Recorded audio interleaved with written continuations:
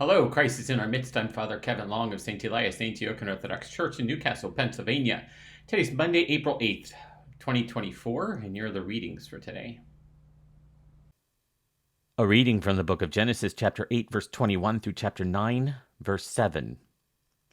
And when the Lord smelled the pleasing odor, the Lord said in his heart, I will never again curse the ground because of man, for the imagination of man's heart is evil from his youth.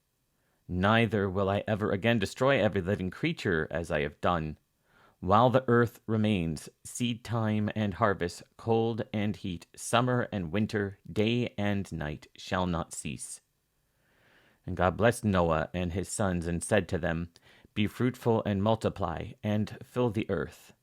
The fear of you and the dread of you shall be upon every beast of the earth, and upon every bird of the air, upon everything that creeps on the ground, and all the flesh in the sea. Into your hand they are delivered. Every moving thing that lives shall be food for you. And as I gave you the green plants, I give you everything. Only you shall not eat flesh with its life, that is, its blood. For your lifeblood I will surely require a reckoning. Of every beast I will require it, and of man. Of every man's brother I will require the life of man. Whoever sheds the blood of man, by man shall his blood be shed. For God made man in his own image. And you, be fruitful and multiply. Bring forth abundantly on the earth, and multiply in it. A reading from the prophecy of Isaiah chapter 14, verses 24 through 32. The Lord of hosts has sworn, As I have planned, so shall it be, and as I have proposed, so shall it stand, that I will break the Assyrian in my land, and upon my mountains trample him under foot, and his yoke shall depart from them, and his burden from their shoulder. This is the purpose that is proposed concerning the whole earth. And this is the hand that is stretched out over all the nations. For the Lord of hosts has proposed, and who will annul it? His hand is stretched out, and who will turn it back? In the year that King Ahaz died came this oracle. Rejoice not, O Philistia, all of you, that the rod which smote you is broken. For from the serpent's root will come forth an adder, and its fruit will be a flying serpent. And the firstborn of the poor will feed, and the needy lie down in safety. But I will kill your root with famine, and your remnant I will slay. Wail, O gate, cry, O city, melt in fear, O Philistia, all of you. For smoke comes out of the north, and there is no straggler in his ranks. What will one answer the messengers of the nation? The Lord has founded Zion, and in her the afflicted of his people find refuge. A reading from the book of Proverbs, chapter 11, verse 19, through chapter 12, verse 6. He who is steadfast in righteousness will live, but he who pursues evil will die. Men of perverse mind are an abomination to the Lord, but those of blameless ways are his delight. Be assured, an evil man will not go unpunished, but those who are righteous will be delivered. Like a gold ring in a swine's snout is a beautiful woman without discretion. The desire of the righteous ends only in good, the expectation of the wicked in wrath. One man gives freely, yet grows all the richer. Another withholds what he should give, and only suffers want. A liberal man will be enriched, and one who waters will himself be watered. The people curse him who holds back a grain, but a blessing is on the head of him who sells it. He who diligently seeks good seeks favor, but evil comes to him who searches for it. He who trusts in his riches will wither, but the righteous will flourish like a green leaf. He who troubles his household will inherit the wind, and the fool will be a servant to the wise. The fruit of the righteous is a tree of life, but lawlessness takes away lives. If the righteous is requited on earth, how much more the wicked and the sinner? Whoever loves discipline loves knowledge, but he who hates reproof is stupid. A good man obtains favor from the Lord, but a man of evil devices he condemns. A man is not established by wickedness, but the root of the righteous will never be moved. A good wife is the crown of her husband, but she who brings shame is like rottenness in his bones. The thoughts of the righteous are just. The counsels of the wicked are treacherous. The words of the wicked lie in wait for blood, but the mouth of the upright delivers men.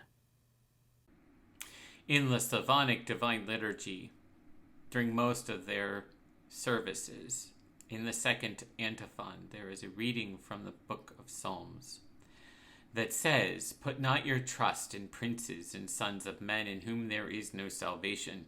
When his breath departs, he returns to his earth, and on that very day his plans perish." It is a sobering reminder that we oftentimes place our veneration and our worship in the created rather than the creator.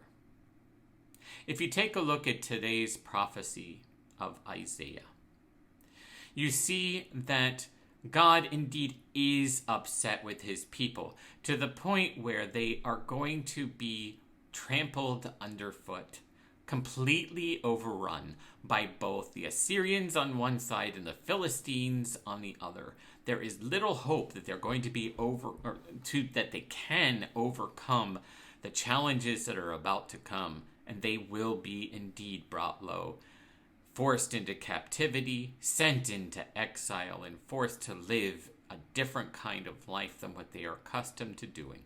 No temple sacrifices, because there's no temple to sacrifice in. However, the important thing to remember about this and pretty much everything else that we see within the Old Testament, because let's face it, there's a great deal of the Old Testament that's hyper-political, dealing with kings and kingdoms and their decisions, and priests of some sort or other, and prophets of some sort or other who help to guide the king sometimes and chastise the king at other times. And there always seems to be this sine wave, this situation that goes up and down in the lives of the kings, of the great rulers of Judah and of Israel. When they follow after God, things go well for a time. But when they fall away from God, making treaties with people and worshiping false gods, well, then things don't go so well. But what we see today is, even though Israel is doomed indeed, the ones who overrun them should keep their heads on a swivel. Those people serve a particular function, and that function is to punish the people of God, of Judah and of Israel, but not to prevail. And that's a really interesting point that is made within the prophecy of Isaiah. Assyria will fall, their rulers will be assassinated, and they will be brought under subject of yet another empire. And the same goes with the Philistines.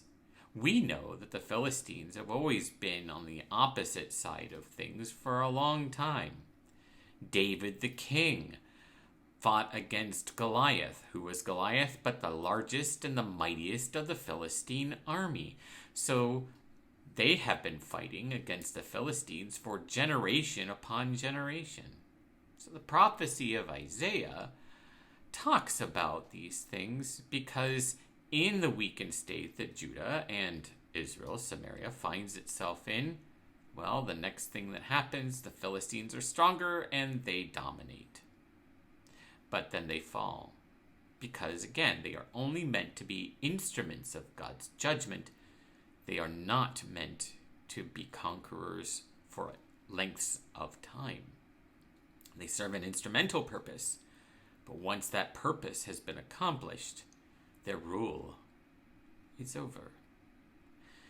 So what does this tell us? It tells us to put our faith in one thing and one thing only, and that is God. we need to make sure that when we rule in a way that is understanding of the expectations that God has for us. This is the problem with the people. They offered their sacrifices. Again, read the entire prophecy of Isaiah and you'll see it all over the place. They offered their sacrifices. But what they did not do is care for the widow or for the orphan, for the poor, for the resident alien, for people who were in need. They just said, well, I hope things go well with you. And they went off and they lived their lives high off the land, the fat of the land, and they didn't care at all for the suffering around them. And that was an offense to God. And he punished them accordingly. So the prophecy of Isaiah speaks to these things, that they are going to be punished, but the punishers, well, they themselves will be brought low, and God will be the one who remains. And then, over time, those people who were then exiled will soon be brought back and restored, and all shall continue from that point until something else occurs later on in time. So keeping an awareness of the fickle nature of human politics is one way to prevent us from getting so far deep and immersed in these things that we begin to fret, lose hope, or fear about what is going on. Follow God. Worship the Creator, not the created, and we will find our way to peace. Amen.